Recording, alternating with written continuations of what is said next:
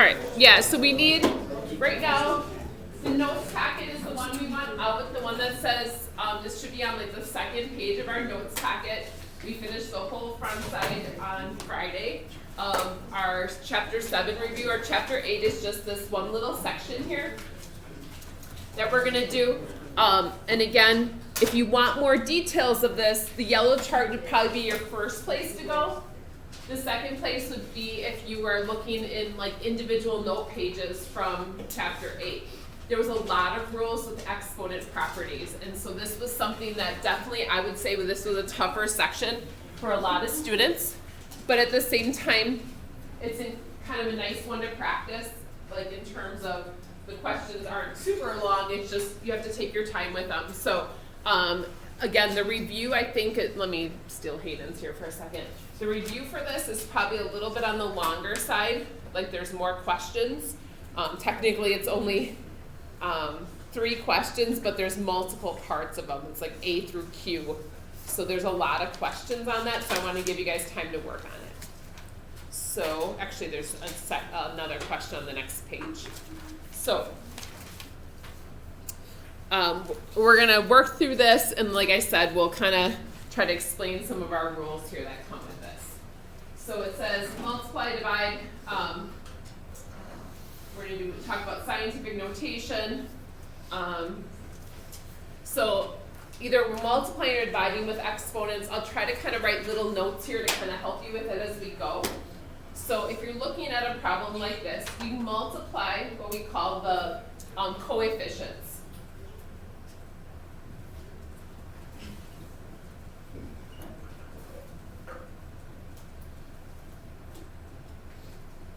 So like 2 times 5 would be 10. But then what we're going to do is we're going to add those exponents.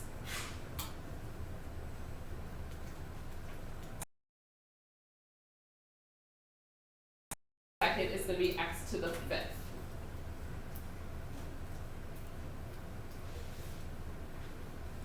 So again, I suggest writing down some little steps in case you're like, what did I do there? Why is that written that way? Hopefully that makes a little bit more sense. Now we have division here, which technically I like thinking of it as simplifying a fraction. So 4 over 6, so just like we multiplied the coefficients before, here we're going to divide or simplify them.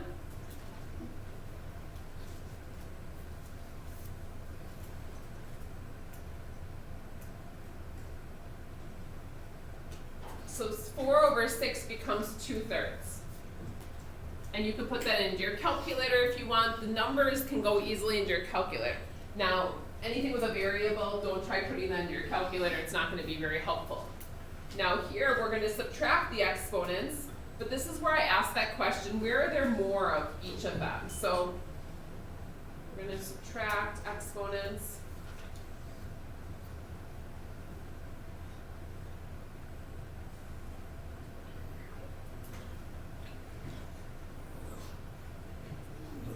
So I always ask this question, anytime there's a fraction and there's variables, I'll say, where are there more?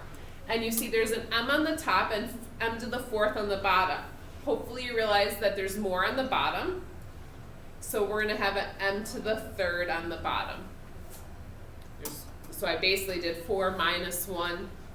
So I subtracted them, but I figured out where it should end up being rather than using a negative exponent.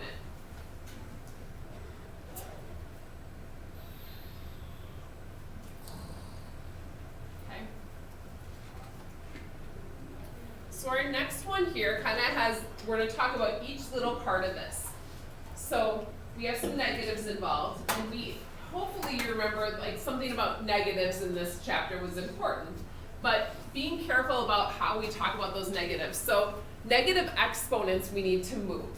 So we're going to move bases with negative exponents.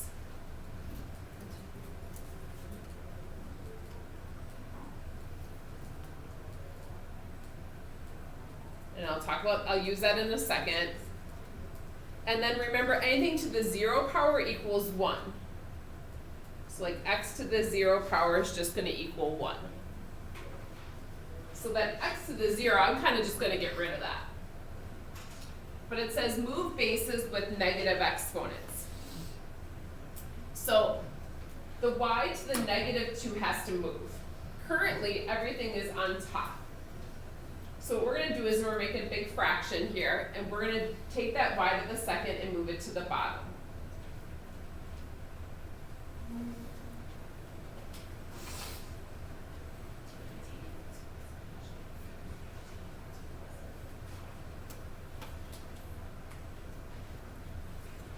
And then we, on the top though still, we have to think about this. This negative number is okay.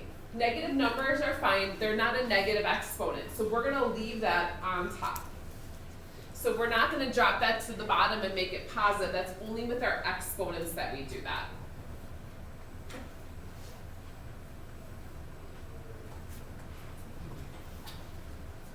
And our last one rule here is power to a power. However, before I start working on this, I'm going to simplify what's inside the parentheses first, if I can.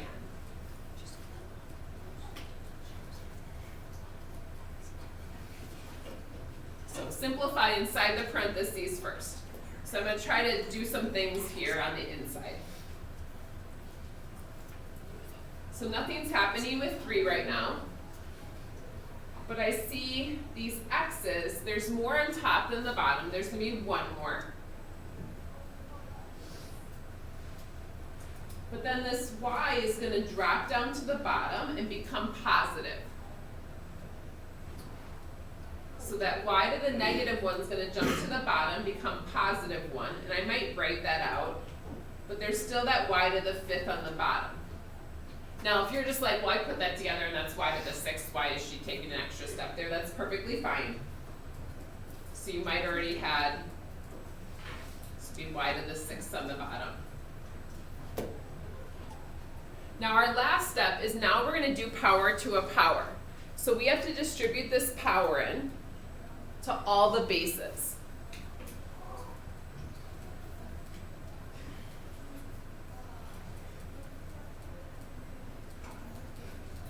And when we distribute it in, we multiply it to the power.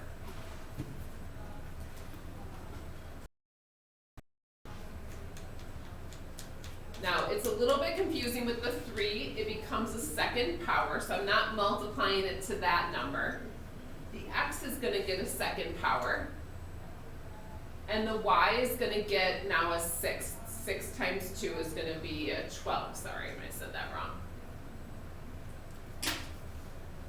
And then how we're going to finish that up is 3 to the second is going to be 9. So this is our simplified version.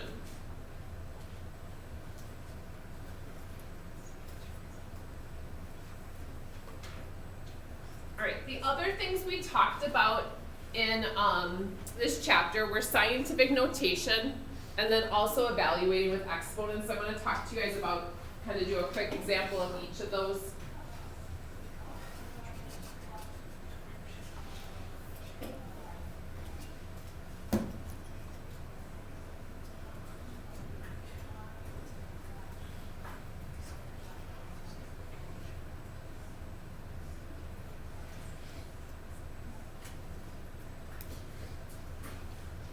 So our scientific notation, remembering the difference between these two. So if I have a really small number,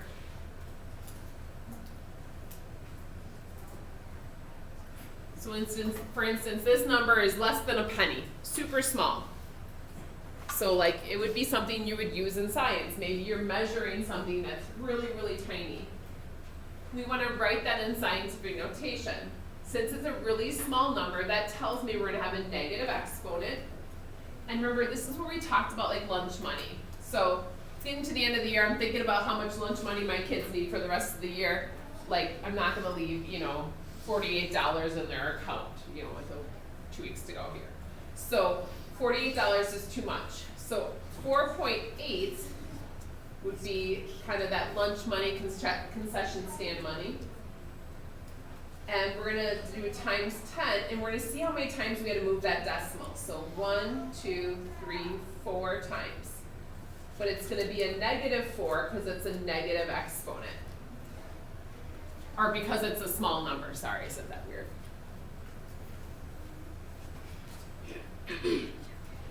Versus the other way we went with this is if we had maybe something was written in scientific notation. So if I had 5.1 times 10 to the third, we're going to make that bigger by moving the decimal over by 3 times.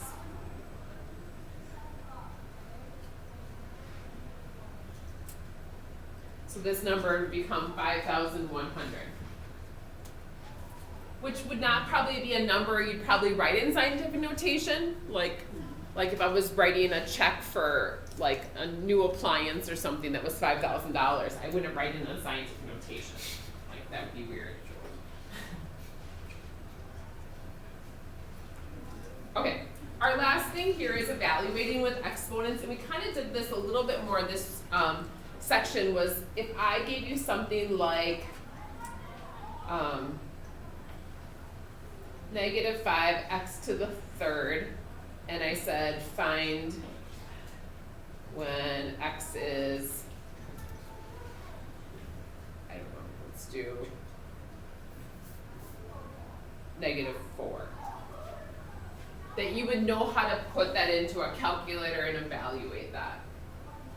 So again, this would be something I don't know that I would tell you to do without a calculator, because doing anything to a third power, you're multiplying it 3 times, and 4 times 4 times 4 is not terrible, but I can't imagine many of you guys are just rolling that off your head, the top of your head on a Monday morning, you know, like so, or ever. 4 times 4 is 16 times 4 again, I believe, should be 64, I think. So it'd be a negative 64. We're going to do that first. And then we'll multiply the 5 times 64. And so again, kind of checking you know how to put something like that into your calculator. And if you don't, this is the time to ask versus waiting for the test. Okay? So, like I said, our homework is a little bit on the longer side, and not everyone finished the first part of it. So I do want to give you guys some more time to work on the homework. It's exponent rules, and so there's lots of different types of exponent problems that we can have. So we're basically going to keep working on our review. So you probably don't even need to sit down, Miss Miller. We're just already going to start working on our homework. So you should have already finished 1 through 4. That was already due. So today we're doing 5 through 8, I believe. Because on the next page,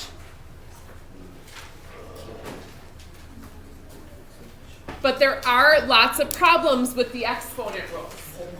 So I'm giving you guys more time to work on that. If you haven't yet gotten a note card from me and you want to start putting things on a note card, that might not be a bad idea. I will tell you, people who wait and don't make a note card, I'm kind of like you just got told you can use this really big item on a test and you're not using it. So it's kind of silly. So if you need one, I'll get them for you. Yep.